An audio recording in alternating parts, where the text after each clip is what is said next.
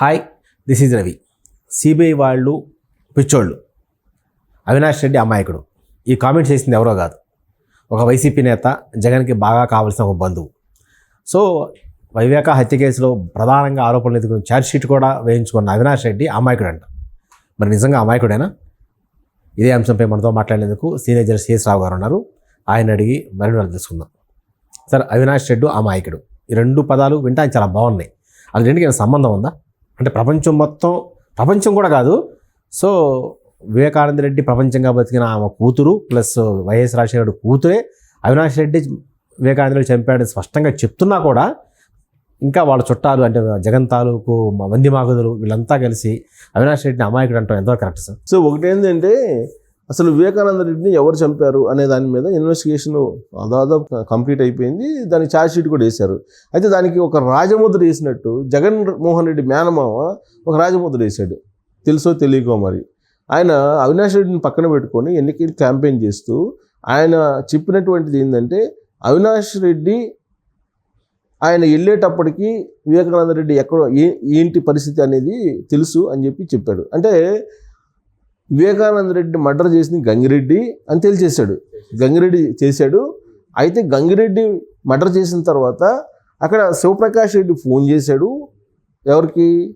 అవినాష్ రెడ్డికి. వాళ్ళ బావమర్ది ఫోన్ చేశాడు కాబట్టి అక్కడికి వెళ్ళాడు. అక్కడికి వెళ్ళే సమయానికి ఏదో తుడుస్తా కనిపించాడు గంగిరెడ్డి. వివేకానంద రెడ్డి గంగిరెడ్డి ఇద్దరు మంచి ఫ్రెండ్స్. ఒక కంచంలో తింటూ ఒక మంచంలో పొనుకునేంత దోస్తుంది వాళ్ళిద్దరికి. సో వాళ్ళు అక్కడ ఉన్నారు, ఈయనేదో తుడుస్తున్నాడని చెప్పేసి అనుకున్నాడు. అంతకుమించి అమాయకుడు అవినాష్ రెడ్డికి ఏం తెలియదు అని చెప్పి ఎవరు చెప్తున్నారు? రవీంద్రనాథ్ రెడ్డి కమలాపురం ఎంపీ చెప్తున్నాడు. కడప జిల్లా కమలాపురం ఎంపీ చెప్తున్నాడు. వాళ్ళ మేనమామ ఎమ్మెల్యే చెప్తున్నాడు. ఎవరు? జగన్మోహన్ రెడ్డి మేనమామ ఆయన. సో ఇప్పుడు ఈ అమాయకుడు అనుకోవాలా అవినాష్ రెడ్డిని, లేదంటే హత్య చేయించిన తర్వాత చూడటానికి వచ్చాడని చెప్పి అనుకోవాలా, లేదంటే రక్తం దుడుస్తూ ఉంటే అసలు హత్య జరిగిందే తెలియదు అని చెప్పి మొన్నటిదాకా చెప్పాడు కదా, నాకు ప్రమేయం లేదని. అసలు అక్కడ లేనన్నాడు కదా సిబిఐ. అంటే సిబిఐ వాళ్ళకు కూడా తెలియదు అనుకుంటా బహుశా. ఆ సిబిఐ వాళ్ళు అమాయకులు కాబట్టి పాపం తెలియకుండా అవినాష్ రెడ్డి పేరు పెట్టినట్టున్నారు. అమాయకుడు కాబట్టి అసలు అమాయకుడు అంటాడు రవీంద్రనాథ్ రెడ్డి. ఆయన అన్నది విందాం. ఆయన ఏమన్నా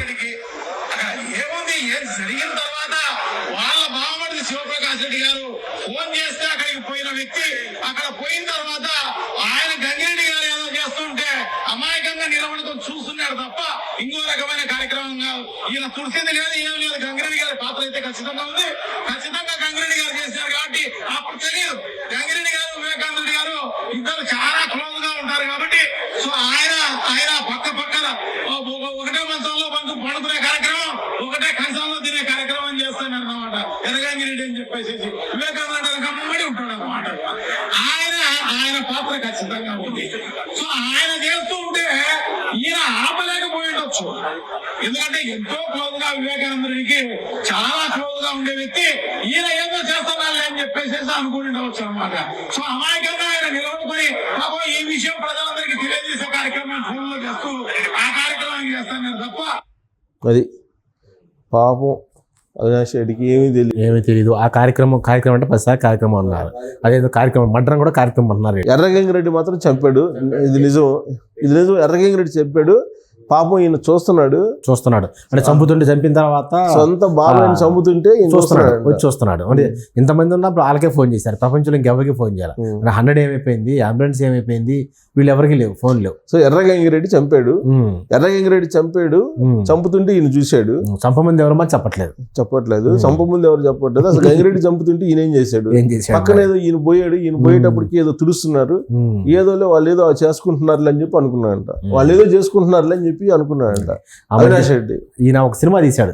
ఈ డైలాగ్ని ఓట్లేస్తే ఆంధ్రప్రదేశ్ ప్రజలు జగన్మోహన్ రెడ్డికి గనక, ఇక ఆంధ్రప్రదేశ్ ప్రజలకి అప్పుడు ఏదో కేసీఆర్ ఒక మాట అన్నాడు, చంద్రబాబు నాయుడు నెట్టమ రాస్తున్నారు ఆంధ్రప్రదేశ్ ప్రజలని దండం పెట్టాలని. అందుకన్నా 2-3 దండాలు పెట్టాలి ఆంధ్రప్రదేశ్ ప్రజలకి. నిజంగా వెళ్ళిన తర్వాత కూడా జగన్మోహన్ రెడ్డికి వైఎస్ఆర్ కాంగ్రెస్ పార్టీకి ఓటేస్తే ఆంధ్రప్రదేశ్ జనాలు వాళ్ళకి నిజంగా దండం పెట్టాల్సిందే. అంతే. అంతకుమించి మనం ఏం చెప్తాం? ఇప్పుడు ఒక జర్నలిస్ట్గా ఇప్పుడు మనం అక్కడ వాస్తవాలు కళ్ళకు కనపడుతున్నాయి, వింటున్నాము, వాళ్ళ మాటల్లోనే వింటున్నాము. రవీంద్రనాథ్ రెడ్డి చెప్తున్నాడు, రవీంద్రనాథ్ రెడ్డి చెప్తుండే కానీ ఇంకా కూడా మాకు సంబంధం లేదు ఆ మాటలు. అది చంద్రబాబు నాయుడు చేశాడు, చేయించాడు, లేకపోతే ఆదినారాయణ రెడ్డి చేయించాడు, లేదా బీటెక్ రవి చేయించాడు, వీళ్ళకి అప్పుడేదో ల్యాండ్ గొడవలు ఉన్నాయి, ఇవన్నీ చెప్తే ప్రజలు వినటానికి గిట్టగా అనిపిస్తున్నారు ప్రజలు. సో ఇది కూడా కాదు, ఇంకా వైఎస్ వివేక ఆయన క్యారెక్టర్ కూడా దెబ్బతీసేయాలని చేశారు. సెకండ్ సెటప్ అన్నారు, ఆస్తి కోసం గొడవ అన్నారు. ఇంత స్పష్టంగా చుట్టాలకే వాళ్ళకి చుట్టాలకే వాళ్ళు చంపాడని చెప్తున్నప్పుడు మళ్ళీ ఎన్ని ఎందుకు క్లియర్గా వాళ్ళ జగన్మోహన్ రెడ్డి మేనమామే కదా చెప్తుంది. జగన్మోహన్ రెడ్డి మేనమామే చాలా క్లియర్గా ఎర్రగంగిరెడ్డి చంపారు. ఎర్రగంగిరెడ్డి ఎవరు? నీ దొడ్లో మనిషే కదా, మీ ఇంట్లో మనిషే కదా ఎర్రగంగిరెడ్డి చంపాడు. ఆ చంపిన తర్వాత బావమర్ది శివప్రకాష్ రెడ్డి ఫోన్ చేశాడు, అవినాష్ రెడ్డి వచ్చాడు. వచ్చిన తర్వాత వాళ్ళు ఏదో తుడుస్తున్నారు, ఏదో తుడుచుకుంటున్నారులే వాళ్ళని చెప్పి అట్లా ఉండిపోయి చూసేసాడు. పాపం ఈ కార్యక్రమాన్ని అంతా ప్రజలకు తెలియజేయడానికి ఆడవాళ్ళలో ఉన్నాడు అవినాష్ రెడ్డి, పాపం అమాయకుడు అని చెప్పి చెబుతారు.